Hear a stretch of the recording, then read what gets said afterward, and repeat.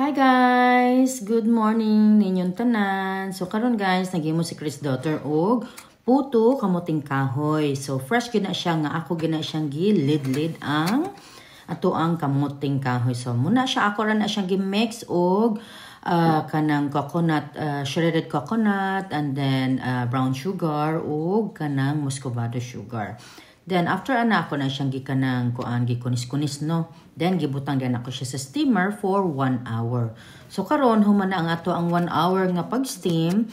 So ato na siyang igawas. Then pagawas nato na siya, so ato na siyang itaktak kadiyo tak tak tak tak. Oh, di ba? Oh, char human na.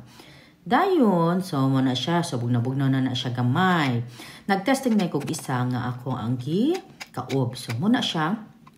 Ato siyang gitak-tak-tak-tak aron mahulog na siya. So, mo na siya. Tada!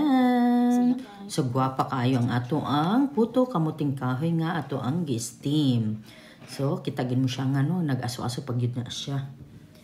Then, manasas kagwapa yun sa ato ang kamuting kahoy. Then, karon naghimo na sad ko sa akong isa sa kuan nga cassava cake. So, ato na sad na siyang gi-bake. So, muna siya, gibake na ako na siya og mga 1 hour po na siya. So, karon gipabugnaw na nako siya pagkaugma. Then, ato na siyang isuwa og kape. So, ato na siyang gi-slice. So, tanaw na to. Oh, tama na siya ang texture niya, guys. So, murag, kuha na siya, murag mga 3/4 inch na siya. Kana. So, gwapa kayo, diba? Naman, mag-testing ganito sa ato ang Samra Coffee Capsule. So, kana siya. Ako na siyang gitestingan. Tilawan na to ron siya kung lami ba na siya. So, muna siya tingog sa machine. Kana, human na siya. So, nag-steam na sa dahin ko og kanang just for 10 minutes lang ang ato ang cassava. Nga, kanang puto balanghoy og ang cassava. Ato na siyang gitapan. So, ang cassava cake, so wala na ko siya inita. So, room temperature na siya. Dayon, mukha na ito. Ato na siyang gitalawan. So, lami na kayo na ito ang kuan. Ang ato ang kape, ang atong puto balanghoy with cassava, nga side dish. So, lami kayo. Nam-nam kayo ni Chris daughter ang pagkaon, guys.